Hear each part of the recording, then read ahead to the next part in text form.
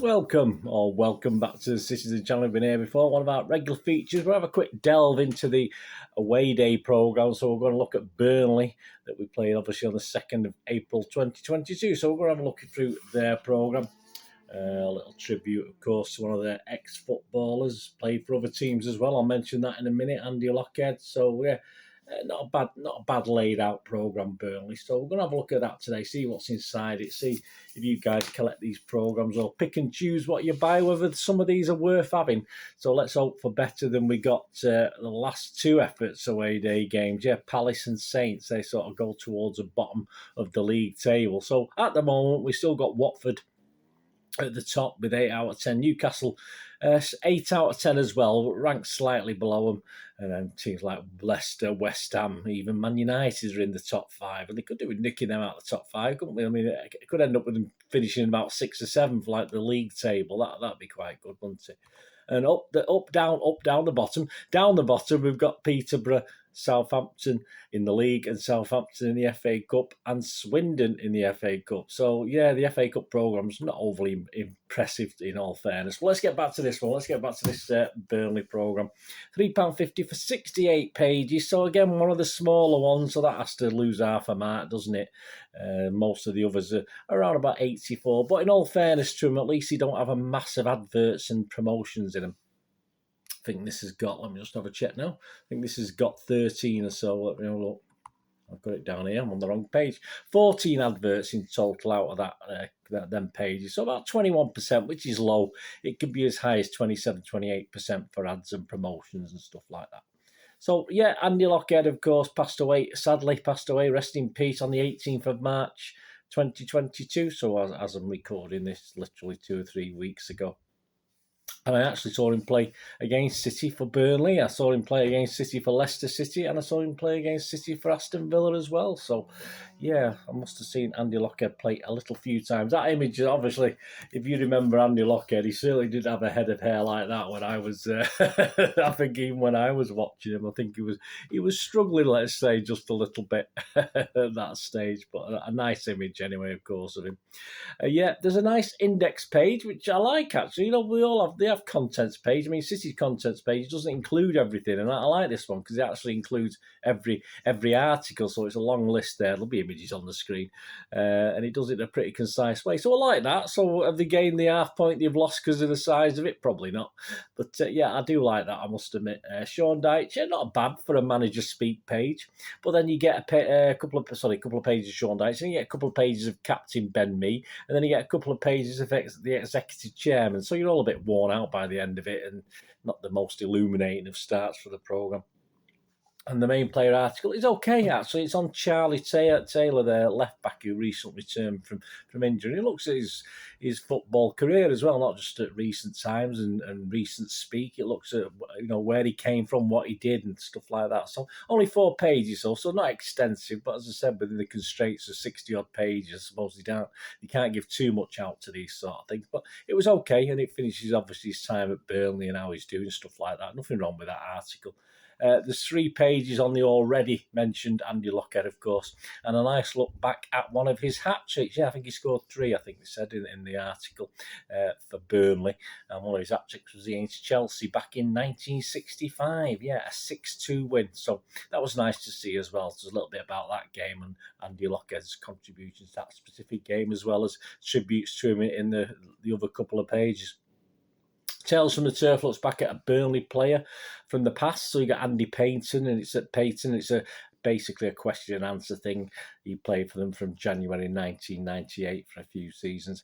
And another nice history feature was the Travel Fatigue, which tells the story of Burnley's 81-82 third division title winning season, and why not, with some nice little images there as well. It's nothing wrong with that. At the end of the day, that's history. It doesn't matter what sort of history, it's still history, so all credit. Claret's half-time quiz, more for grown-ups, I think, this one, because they do have another little junior section. Nice word search, and the word search is all City players, so that's nice. Nice to do that. Spot the ball, who am I, of course, which I had no idea who that was. And some trivia questions. Here's one. I'll give you the answer at the end if you stick with me, guys. Just one of the questions, and I had to think on this one. And did he get it right? No. But as soon as I saw the answers, I thought I should have known that, but I didn't. And I sort of had a pick of 2 or 3 teams, and this team wasn't in it, unfortunately. But yeah, Alan Oakes, of course, a long-time servant of City. Asked the question, which club did Alan Oakes sign for in 1976 when he left us? So who do you think? Have a guess anyway. Have a think on that, and then we'll get to that at the end. There's there's a junior section with a word search, a more junior sort of one, and virtual mascots for the game, which is always nice. Peter features, as there always is in these programmes, on the women's team, Burnley women, the under-18s and the under-23. And then we get to our bit, don't we, the Blues in opposition. A nice timeline. There's a nice timeline there from, I thought it was from 1904, the FA Cup win, but obviously if you look at it, some of the dates are a little bit out of order, so it actually goes back to 1894. And you could actually go back to 1880. I didn't look actually, but it certainly went back to, obviously they're all sort of slightly out askew, the dates, so that was a bit weird, but there you go. At least it's a nice effort. Anyway, why not in the right order though, Burnley? I mean, what's going on? I don't really understand that. And then the pen picks, there's the details about the players and Pep. Excellent, a lot of information on Pep and the players, not just a couple of lines. A nice, long, large paragraph on each player. We get full 6 pages. So, that was a nice touch from Burnley. Certainly, if you say you're a Burnley fan, you have an interest in City. Any of the kids want to know a bit about the players. It was nice. And a nice touch, of course. I didn't expect to get through a Burnley programme without seeing Mike Summerby at some stage because of the obvious links between the two clubs. And the opposition view, of course, is a feature with Mike Summerby, a Q&A on his new and old memories as well. That was quite good. I like that. It wasn't just about the new stuff. It wasn't just about City. It was Burnley as well. It was just a nice little feature, which I enjoyed, which is probably what perhaps he could do more of in the City magazine, his little buzzer column, a little bit more, different things, different items rather than just talking about who we're playing and how we've been doing, which he does most of the time. So that was a nice touch anyway. And Away Days is a good feature. Someone called Sean Bowman, I'm not too sure who he is, I couldn't look into who he was, I didn't have the time in all fairness. He shared his thoughts on the first ever trip, of course, to the Brentford Community Stadium, so that was a nice little piece as well. A piece on the keeper, Wayne Hennessy, who's not their number one, of course, but he just recently won his 100th Welsh cap. And Stats Corner, about when you think you get to the end and you're finished and there's no more City stuff, which there wasn't much of anyway, City Burnley, apart from Summerby and obviously the opposition view. We get the Stats Corner. And he played for both clubs. It's half a page, and it features Stephen Jordan. So I had no idea Stephen Jordan had played for Burnley. Not that I know that much about Stephen Jordan and his time at City. So might be someone I might need to read up on a little bit for future reference.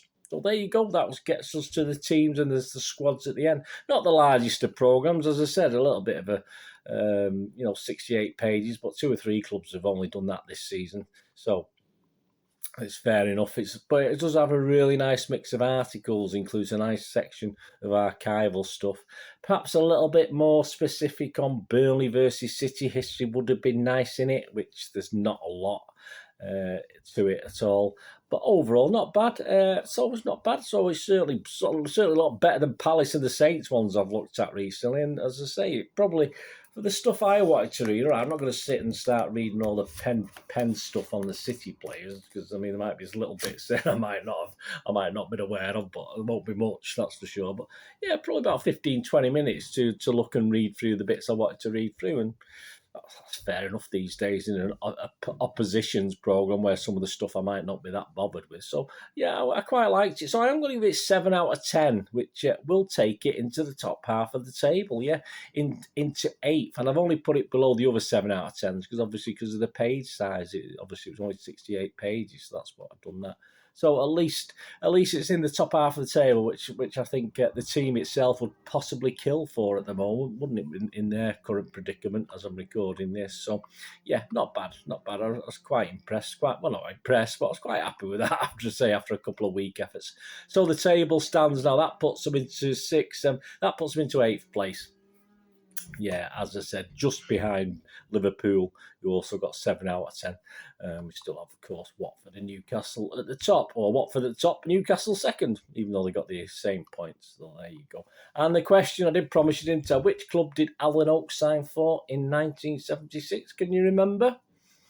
Yeah, I should have known this. I mean, as soon as I saw it, I knew it. Chester City. There you go. Should just take the MAN off, and you would have been spot on. There you go.